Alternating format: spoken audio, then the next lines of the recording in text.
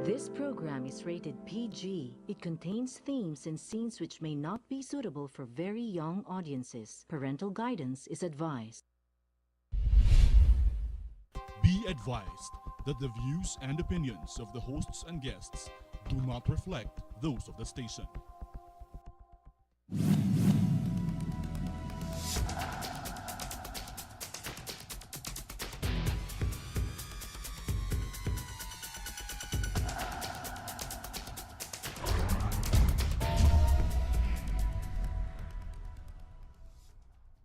Pero may mga nagsasabi na ang problema ay nanggagaling mismo sa Supreme Court.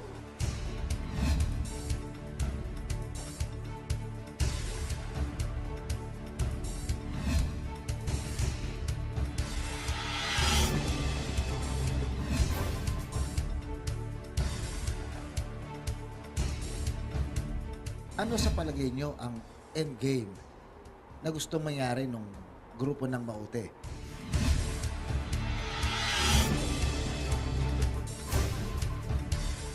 Napakadaming problema ng bayan.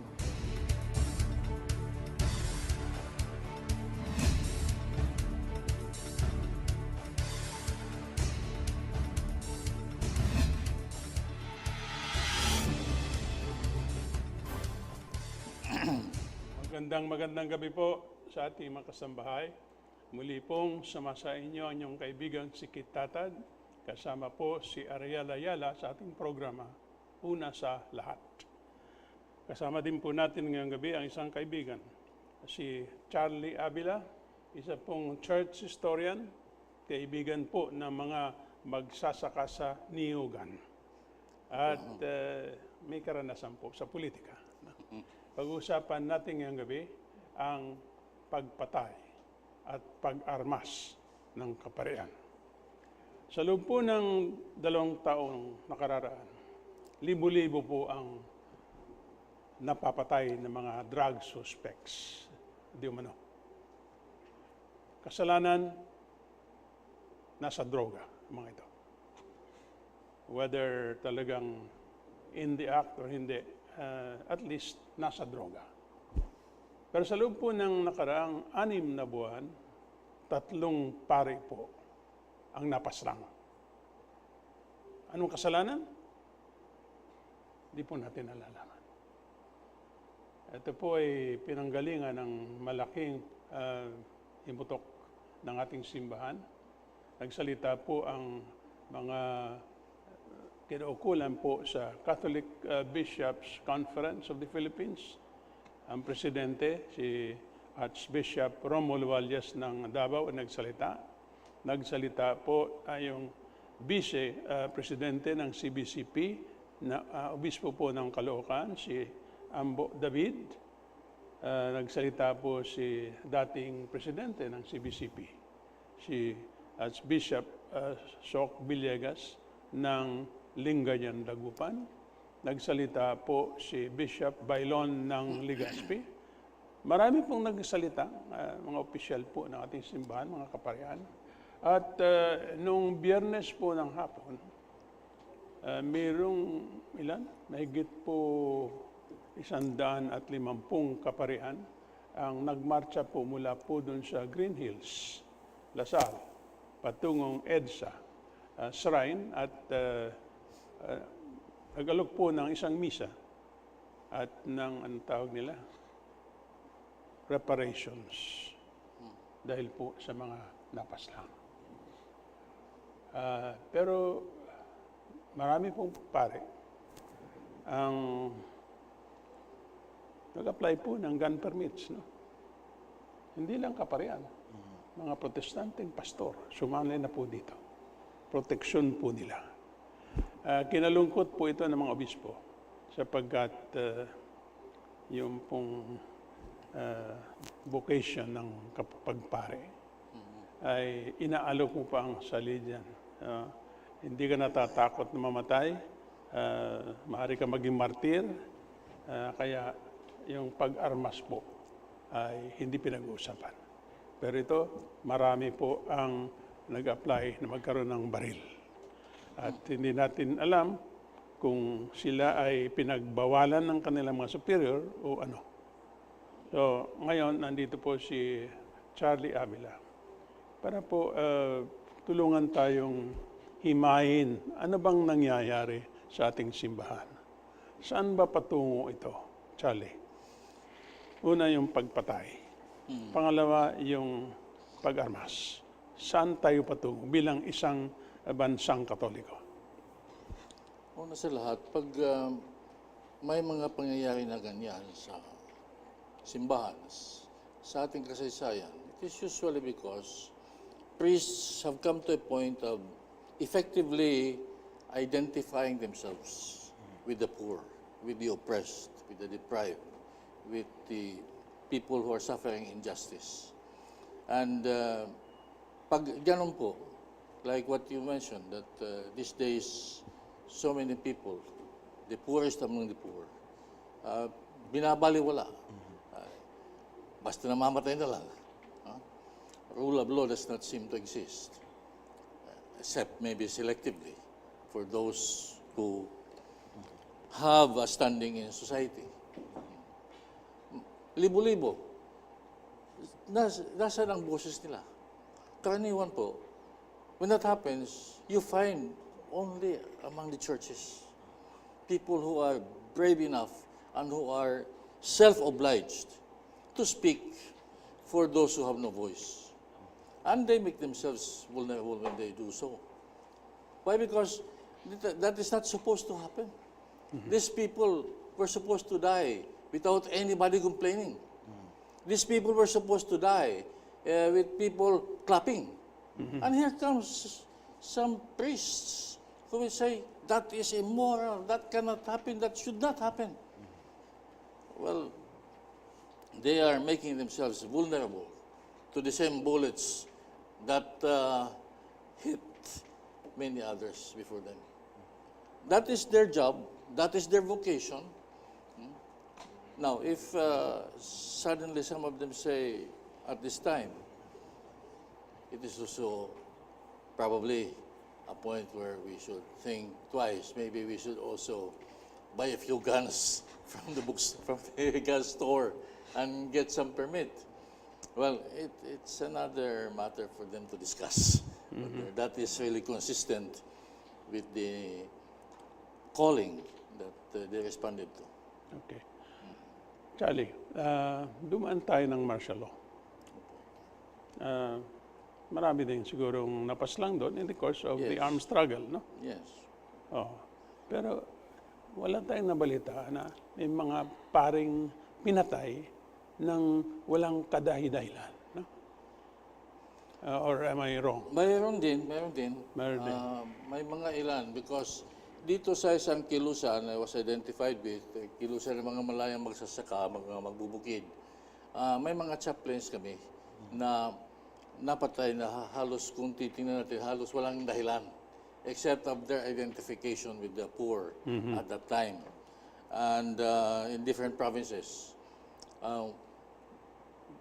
That is true, that was not justified. That was always immediately condemned as something that was exceptional. But that happened. That happened. Pero may condemnation. There was Official. yes. Galing sa pamahalaan. Yes. Sa atin po bang kasaysayan, lalo na simbahang Katoliko, yan bang pagpatay sa mga itinuturing na lider, yan ba'y nakakapagpahina sa pananampalataya at kilusang Katoliko o nagpapalakas? Palagay ko nakakapagpalakas because hindi lang sa kasaysayan ng Pilipinas, sa kasaysayan ng mundo. Pag dumanak ang dugo, fertilizer numero 1 yan sa pagpalago ng karamihang mga gusto mag-alay ng kanilang buhay. Ito ho ba yan, as a church historian, ito ba talaga yung, can we say, culture ng Katoliko? Kasi sabi nga nila, ang Katoliko, paano ba natatag yan? Yan ay sa katas ng dugo ng mga founding fathers ng Catholicism. Pag itinayo ni Panginoong Jesucristo, dugo ang ganyan ginamit. Ganon nga eh. Ilang daang taon yun, ganon. Libo. Hanggat sa they took it for granted, there will always be martyrs.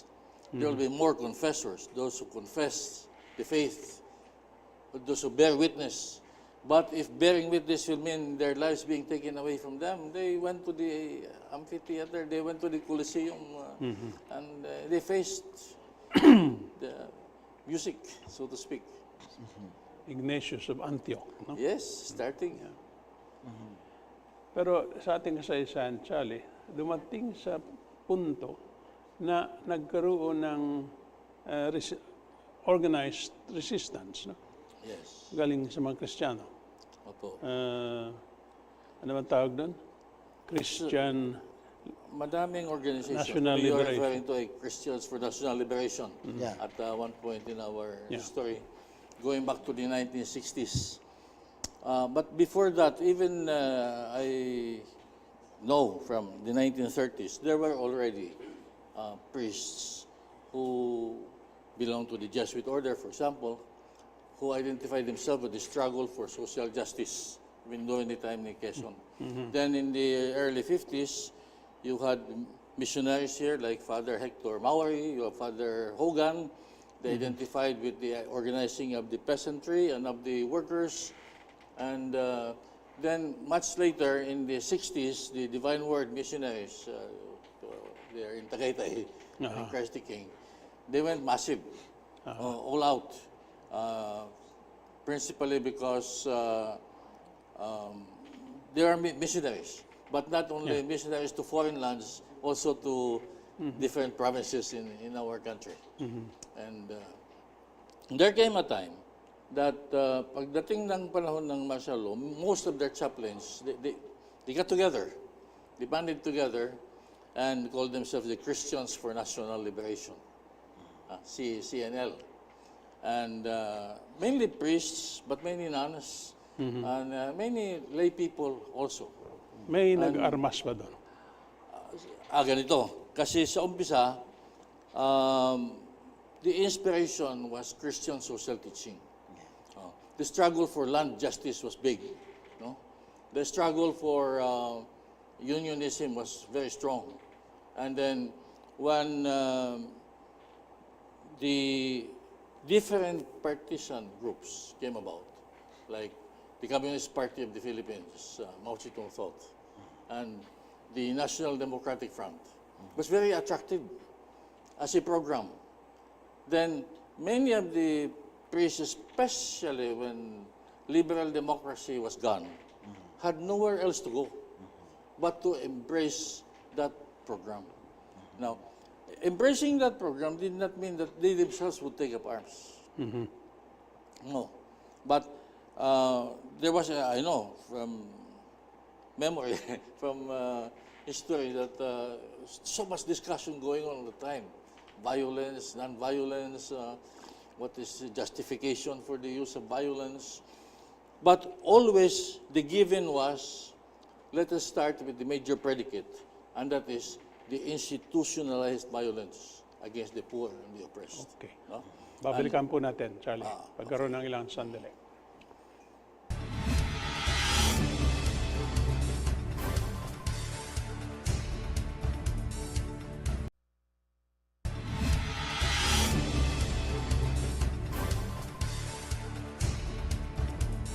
Kaya po yung nagbabalik. Kasama po rin po natin si Charlie at saka si Ariel. Ang sinasabi po ni Charlie na yung tugon ng kaparian at ng simbahan ng panahon ng martial law laban sa institutionalized violence against the poor. Sa ngayon siguro nandiyan pa yan, ano? At ang analysis ng iba, yung so-called war on drugs, yun na nga yun. Kasama yun. Institutionalized violence against the poor. Pero may pakiwari ako na ang tingin ng iba ngayon dito sa pagpatay ng parian, that the priests or some priests are being specially targeted by the regime. No? Yes. Ito ba'y sobra ba itong pananaw na ito? No, I think that's correct because many priests understand that the heart of the church's social teaching is the empowerment of the poor. it is not looking for another Messiah because they only have one, and that is Jesus Christ. In the mystical body, they call the church, they want the different cells to be strong.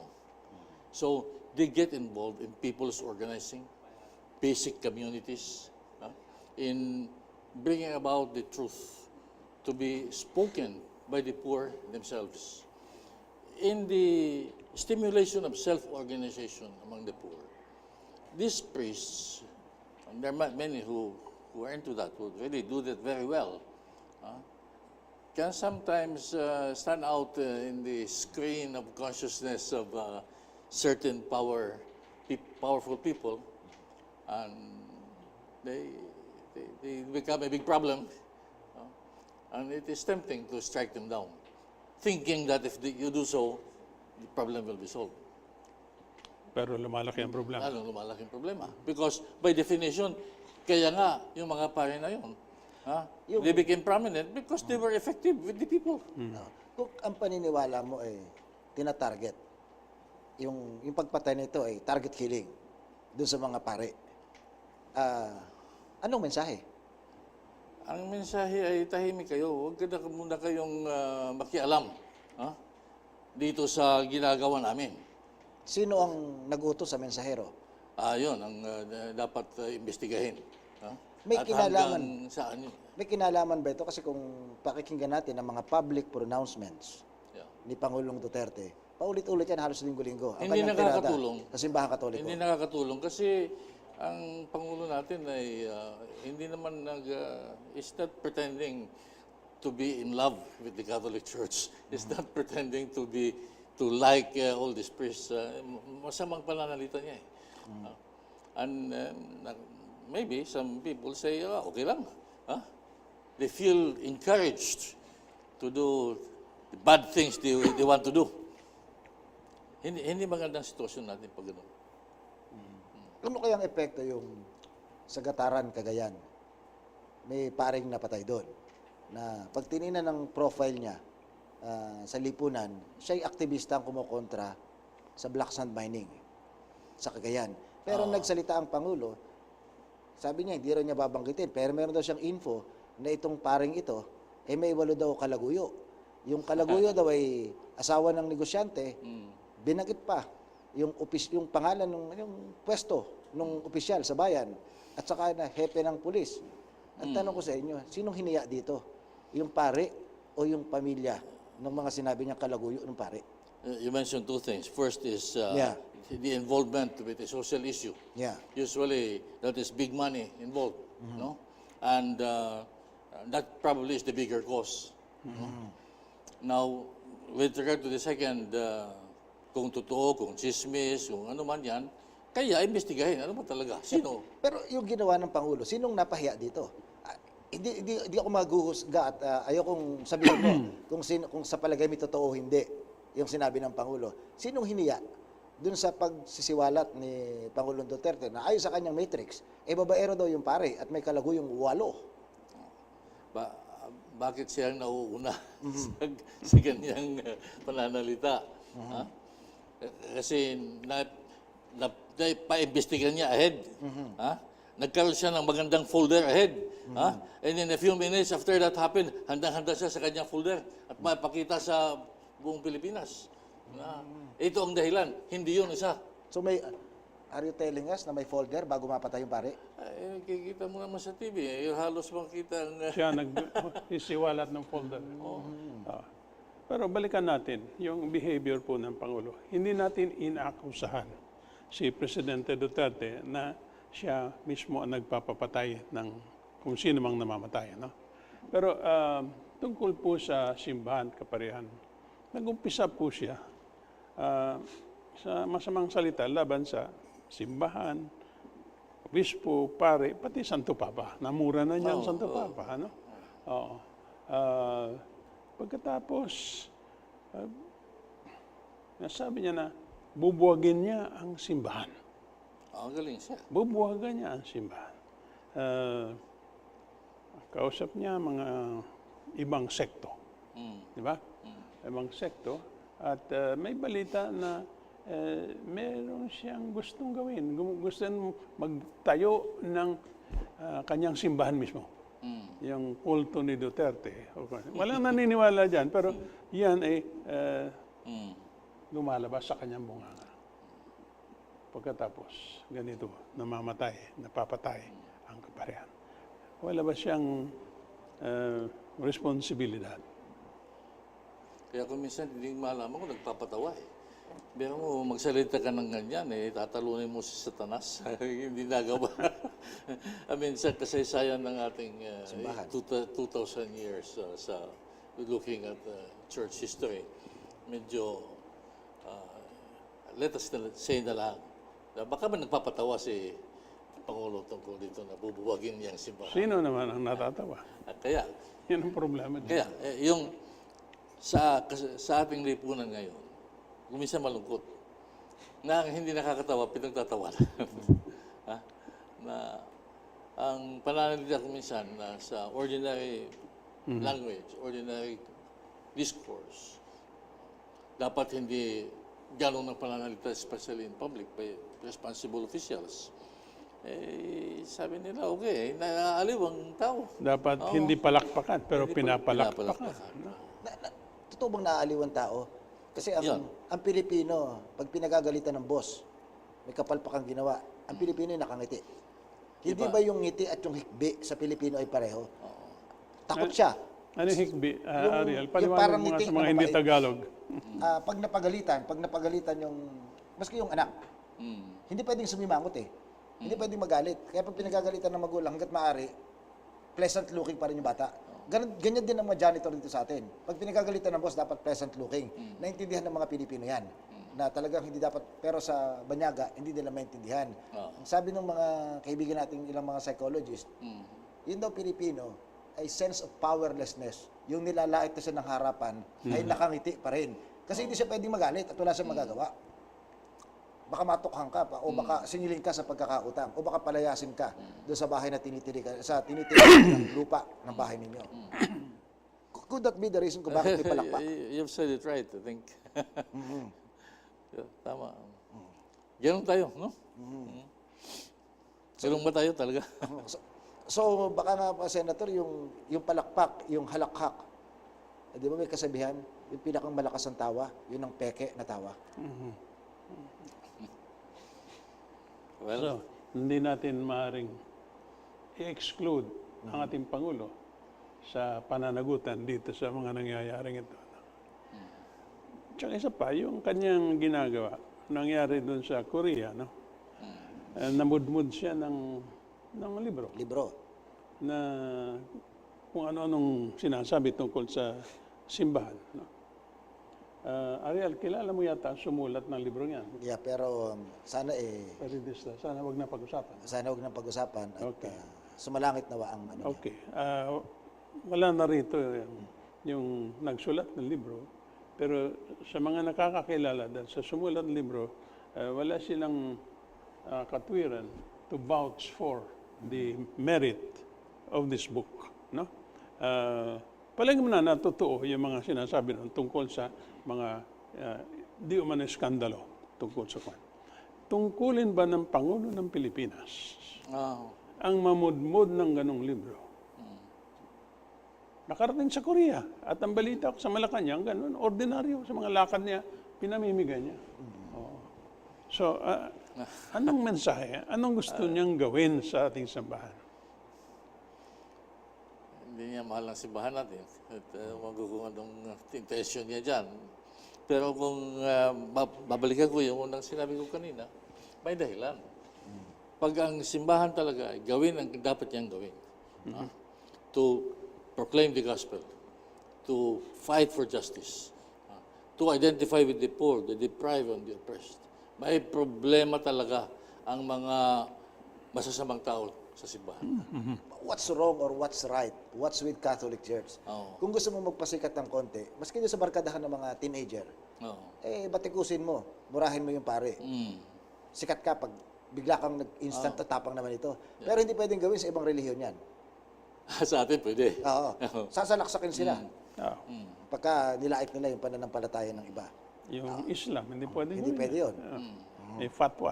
Maski yung ibang sekta ng mga Kristiyano, hindi rin pwedeng ginagawang katatawaran ng kanilang simbahan at magagalit sila. Ito ba yung sign ng weakness or strength ng simbahang Katoliko na, o sige, di batikusin mo.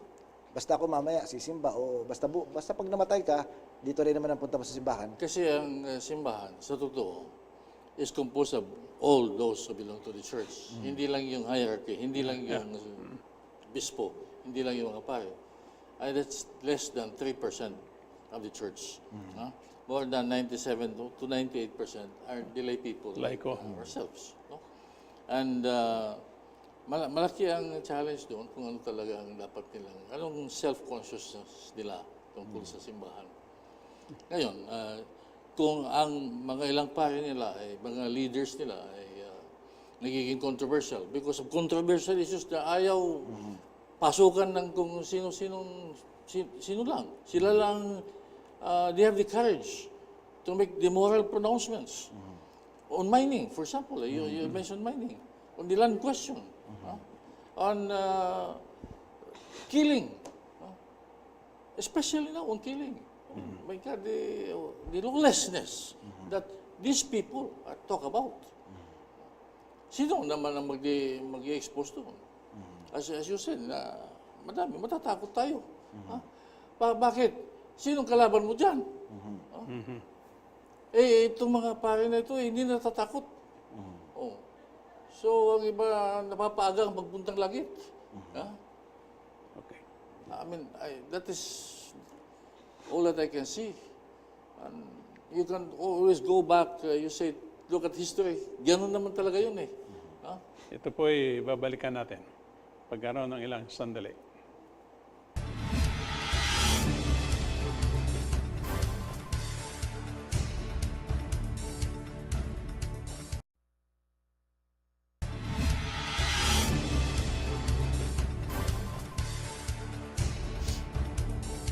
Kami po ay nagbabalik, kasama po rin po natin si Ariel at saka si Charlie Avila. Meron kang sinasabi, Ariel? Yung pag-aarmas siguro gustong itanong kay Charlie. Yung pag-aarmas ng kaparian kasi nagmula yung tanong ko dun sa narinig kong paliwanag kahapon kay Bishop Seri Otleg diyan sa Cagayan kung saan nagmula yung paring napatay na isang. Nagsalita na kasi ibang obispo na tinututulan nilang magkaroon ng baril o magkaroon man lamang ng patalim yung mga pare. Ang sabi ni Bishop Otleg, hindi raw niya tinututulan. Sa katunayan, yung ibang araw ng mga pare, may baril na. Ano ito? Sa tingin mo bilang isang church historian, tama bang magbaril ang pare? Very delicate question. Kasi yung nabanggit natin kanina, the institutionalized violence, the violence of oppression, pwede bang sagutin ng violence of defense? Pwede bang ang sagot dyan according to the values ng tinuturo ng Kristyanismo ay ang mga pare tulad at one time si Camilo Torres in Colombia naging icon nito to take up arms, and of course napatay siya. And then you have theologians down through history saying, dahan kayo, baka you will engender more violence kung yun ang inyong pinipreach. Whereas the majority in the mainstream usually go for active non-violence and for their faith that ultimately it is the power of the people, which is massive non-violence, that will prevail. And this country, I think, can be called a Catholic country if only for that, because it proved to the world that massive non-violence could prevail at one time. I-define mo nga, Charlie, yung massive non-violence. I mean, people... Attractive yung phrase na yan. Because when you have people who believe in something, they don't need their guns. They don't need their knives. They only have themselves.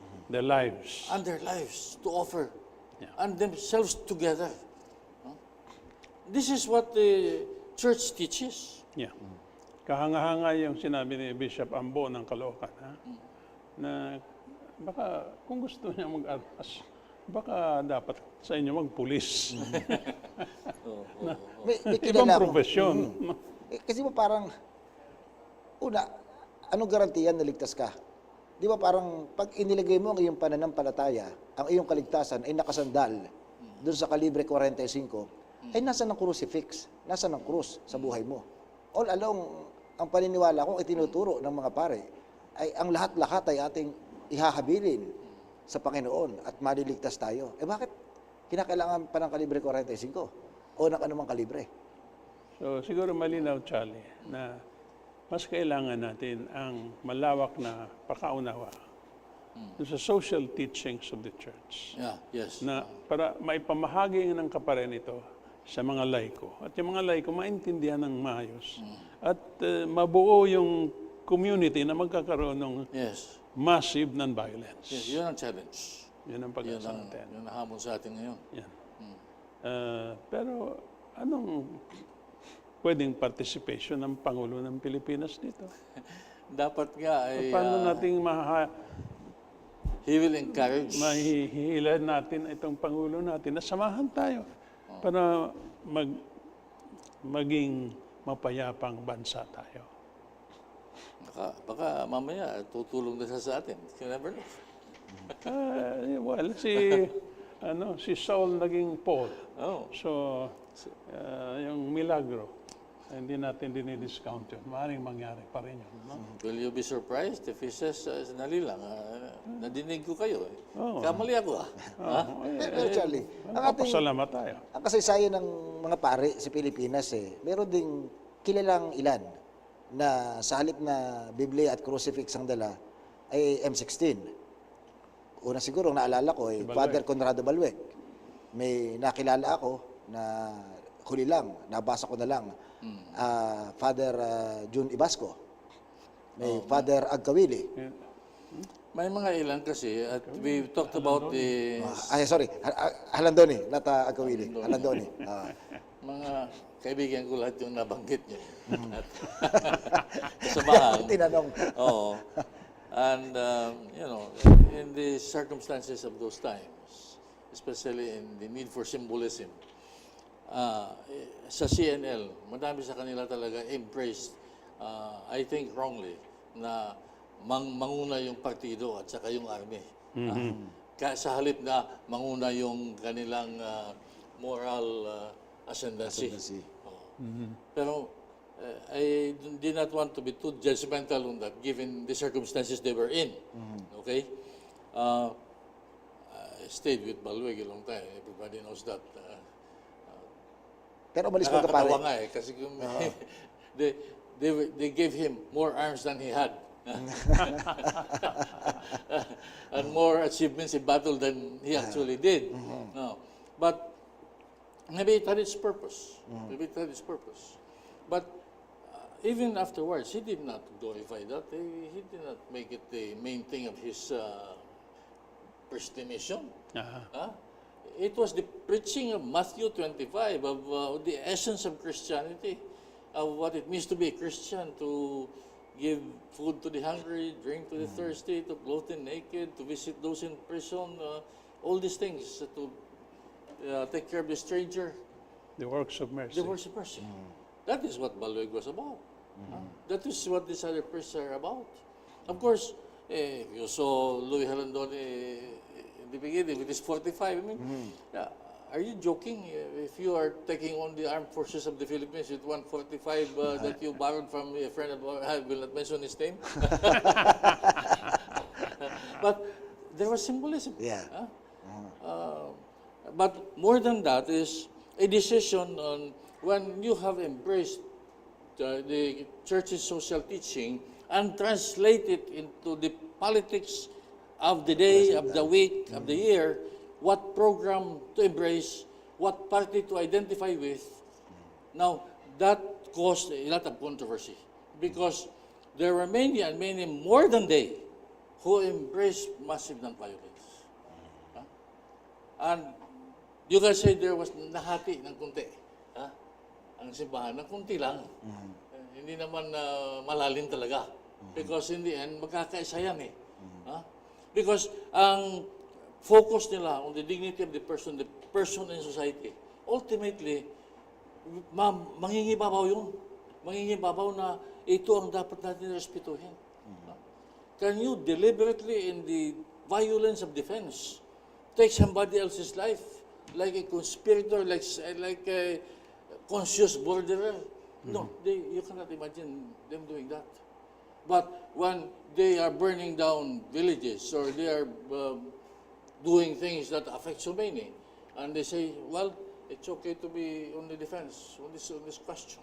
In the mining communities, in the many barangays that are not covered by the media. Media being one of the greatest instruments of non-violence, but it's not always effective because it's often at the pay of those who are behind institutionalized violence. Now, this is something that the church should be paying attention to. Denounce that violence of neglect, of kulang ng pagbibigay ng atensyon dyan. So, anong nakikita nating mangyayari in the next few days or weeks or months after the march of our priests and religious? Yes, after today's march of the priests and religious, of course, it is hope that the Presbyterian colleges will become stronger and they will be one in their thinking. And now you can see a few bishops signing each other's pastoral letter, crossing dioceses. Yeah. No, it's not easy. Nabuwagin ang simbahan, Kit, mahirap yata. Hindi basta ganun kadali. Pero Charlie, gaano kagaling ang leadership ng church? Hindi ko maalala eksaktong bilang eh. Pero less than 10,000 ang pare sa buong Pilipinas. No, walang Less than 10. 4,000. Oo. Yun ang usapan. Magano po. Oo, sa buong Pilipinas ito. Mas maraming pare ang India per capita kaysa Pilipinas. Kaysa Pilipinas. Totoo.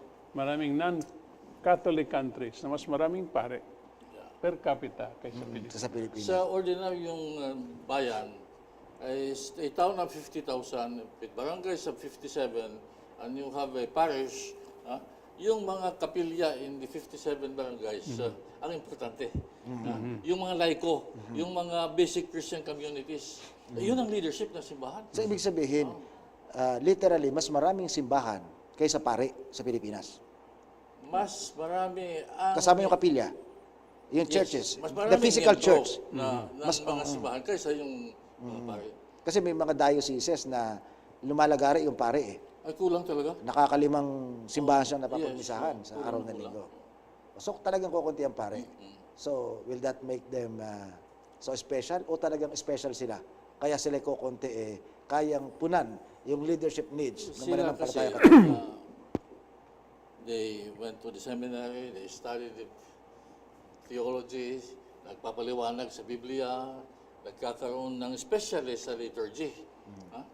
Ang mga tao, kung nagsisimba, kung nagdarasal, kung nandyan ang pare, nagpapaliwanag kung ano talagang ibig sabihin ni Jesucristo sa kanyang ebanghelyo, ang kanyang gospel, pinakikinggan. Hindi naman nagtatanong yung Aling Sion o si Noemiano, nagsasalita si Father, ilang kasi ang asawa no? Hindi naman nagtatanong kung mga ganyang chismis. Basta, itong pinag-uusapan sa epistle, sa gospel. And then, their interpretation of the signs of the times. What is going on where they are living. Hindi mo makontrol ka. Pag nakontrol mo yan at nagsasalita pa rin because they have to preach the gospel in season and out of season. Hindi naman titigil ang mga yan. Hindi pa tumigil, ni minsan. O, paano yan kung hindi titigil? At ikaw naman ay into somebody else is into bad intentions. Maiinis talaga. At iyon ang matutugso kumuha ng 45 at pumatay. Nakakailan sila? 4? 3? O, ilan pa? Nakaligtas sa ambush yung isa. At dun sa Bicol, mayroong isang babaeng napatay na ibinibintang sa isang pare. Pero mukhang hindi magpo-prosper yung kasong yun kasi wala yatang testigo. Ano, Charlie, importante, dapat malaman ng ating mga kababayang nakikinig kung ano yung simbahan. Ano? The church is holy. Pero puno ng mga makasalanan. Pero yung kasalanan ng mga pare, halimbawa, maging totoo, do not affect the holiness of the church or the truth of the doctrine. Kaya yung pagpatay sa kaparian ay is a very poor way Yeah. of trying to stifle the faith. No? Yeah. Hindi mangyayari. Hindi ba yun? Hingang ka namin ng huling pangungusap kasi magtatapos na ating programa. Yes. Sali. Well, thank you for this chance to share with you. I believe that what you're saying is true. Any intention to destroy the church is, in the most charitable way, a cruel joke. It will not succeed. Magbubumerang na yan. Kaya wag tigilan na yan. And I think that lalong lalakas lamang ang kilusan ng kaparian, ang kilusan ng mga laiko, ang kilusan sa mga simbahan na talagang hindi matatakot sa anumang pananakot sa kanila sapagkat ito ang kanilang pananampalataya. Hindi mawawala yan. Okay. Maraming salamat po, Charlie Avila. Ito po ang inyong kaibigan, si Ariel Ayala at si Tatad. Muli pong nagpapasalamat sa inyong walang sawang pagsubaybay sa ating programa. Sunod na linggo, ito po ang una sa lahat.